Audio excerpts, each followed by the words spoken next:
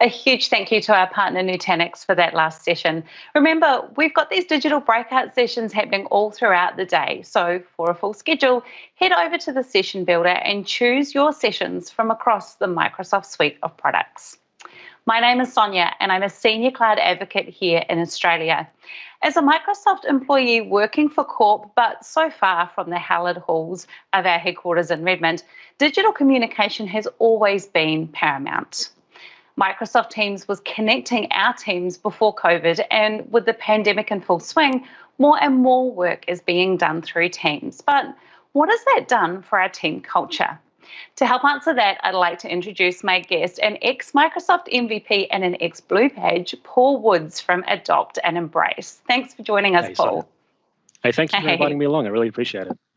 Oh, our pleasure. Look, you are one of the known experts. You literally wrote the book on this, you and your team, and we will mention that at the end of the session. But I'm just interested in getting your perspective. We've seen such an explosive growth in Microsoft Teams usage over the past 6 or 7 months because, hello, the state of the world right now, right? So what has that meant for people who work in teams and the way that those people work together? Yeah, look, it's a great experience we've all been through, a lived experience we've all had to experience ourselves over the last 6 to 7 months. And I think the best way to describe that experience that we've all gone through is the brute force adoption of Microsoft Teams. If we think back to February or March when COVID first hit, and a lot of us in organizations, we were thinking about how do we keep our teams connected as we move to distributed work or distributed teamwork or distributed learning that's occurring all around the world today. And for a lot of us, it meant just trying to find what is the tool that's at our fingertips right now that can help us make that transition. Now, if we look at all the data from our customers, I'm sure you'd have experienced this as well, a lot of organizations made that leap using Microsoft Teams. And within weeks, we had to figure out what is the best way for our teams, and like whether it's a small team that we work in, our department, our entire organization to work together. And we were basically trying to replicate what we were doing in the previous world. So we went, like we do team meetings today. We do stand-up meetings in the mornings. Let's try and replicate that experience as much as possible in the digital world, just so we can keep connected and have some kind of familiarity or consistency with the way that we are working. And it's been really interesting. Paul, I think that's a very interesting distinction, because normally when we talk about technology adoption, it may be a little bit of a mingling of trying to do the same, but also changing our work habits as we adopt technology so that we work in a different and a better way using that tech. But we've had enough friction in life as it is without introducing different processes. There has really been this need to try and keep things as same as possible as much as we can, even though we need to bring this new tech stack underneath. Yeah, spot on. And I think we made the technology transition really well, and we changed the technology stack that we worked with. We moved from physical building and physical meeting room to digital meeting rooms in Microsoft Teams. And then for a lot of us, we tried to keep the consistency in the way we work or consistency in the process along the way. Some of the other things we did early on is we thought, well, we've got this Teams thing. How do we structure Teams to work for us in the immediate short term so we can survive and keep our organization running? And a lot of us made some decisions in terms of team setup. So, for example, we have an organizational chart in our team. Let's go create our teams based on the organizational chart. And again, that was exactly the right thing to do at the time to keep us connected and keep us working together. But now we're 6 or 7 months into it, and we're starting to realize that we might have actually shot ourselves in the foot a little bit in terms of potentially creating more overwhelm, creating more work. We might be working harder, or might feel like we're working harder, feeling more mentally burned out because we've got so many of those meetings that we used to have in the previous world now happening in our digital worlds. Or we have the overwhelm that we used to have in our inbox in Outlook. That's just moved across into Teams as well, and we're not actually improving the way that we work. And I think a lot of us, if we really reflect on our own practice back in February or March, is some of us might just felt like we were faking it till we made it. Trying our best to get way through the process and learning from each other along the way and experimenting and taking the best bits of what people were doing to kind of get through those first initial months. But now I think we've got a great opportunity to reflect on what we've done over the past 6 months in terms of living this digital world of work, comparing it to how we used to do things in the physical world.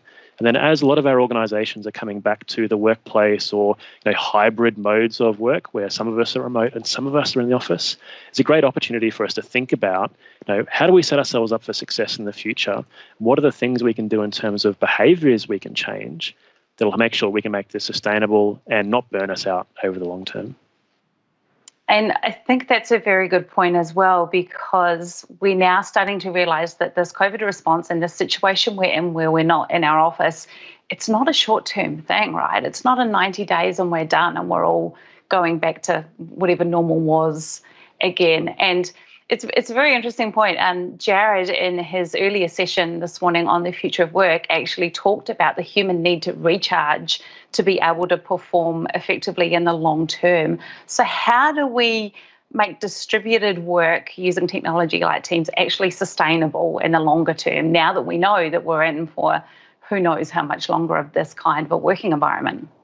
Well, I think the first step is to recognise exactly what you just said there, is that this is probably going to be around for a while. You look at some organisations that'll be on the call now in the United Kingdom that are now going back into lockdown, or here in Australia in Melbourne where organisations have had to go back into lockdown because of local constraints that are being put in place.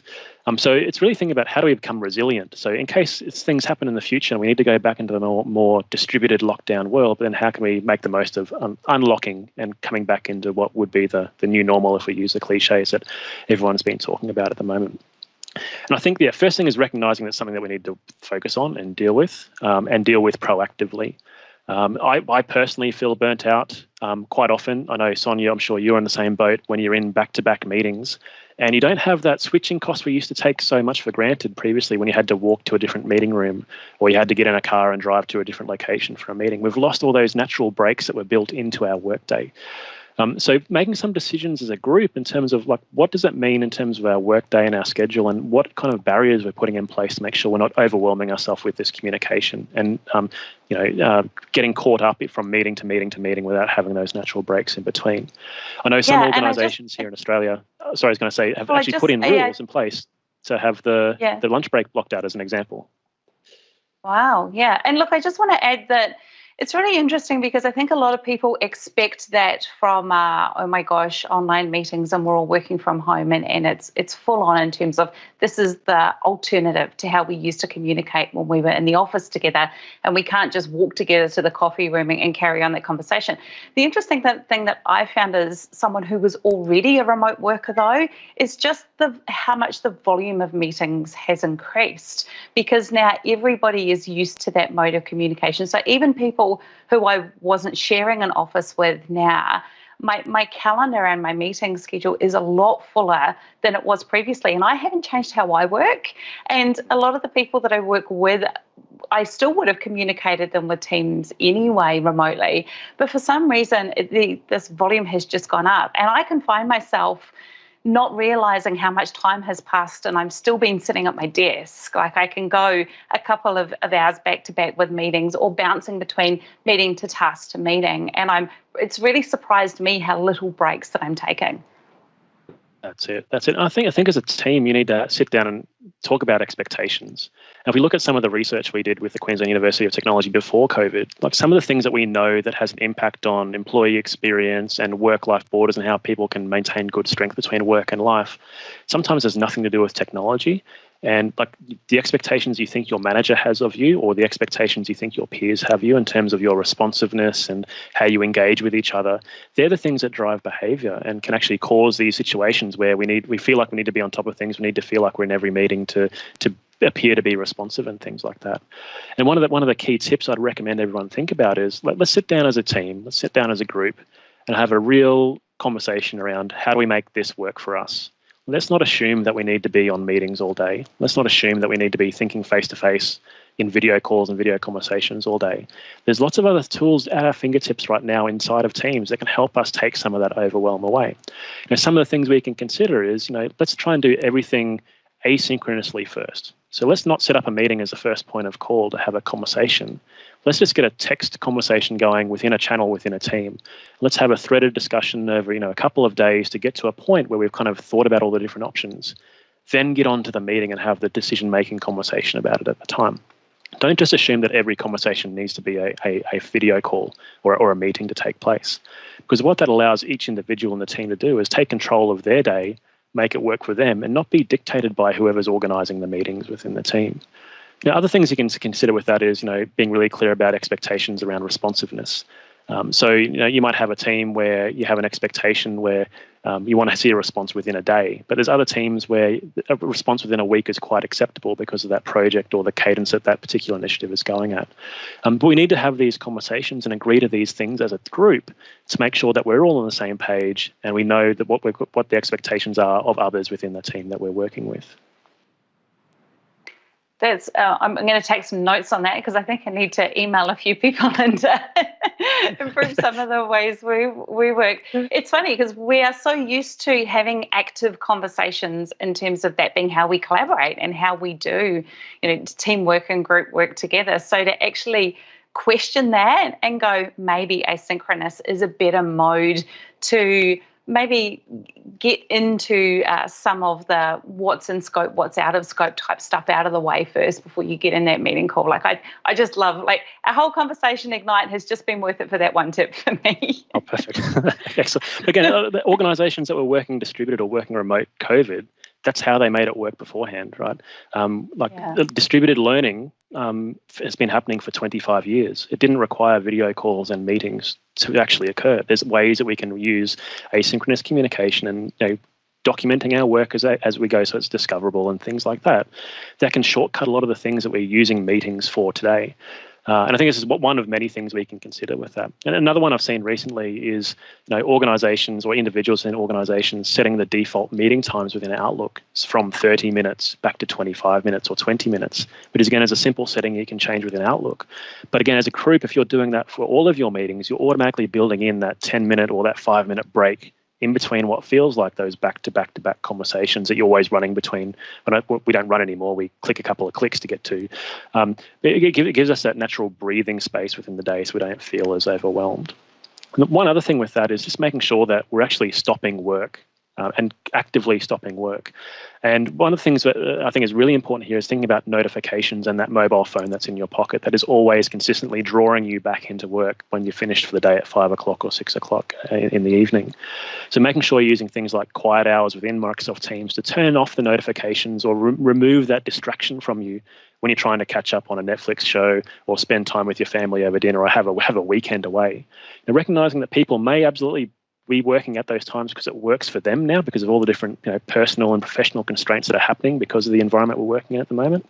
But it doesn't mean that you need to be dragged into the conversation because they're working at that particular time. So being in control of those notifications is really important as well.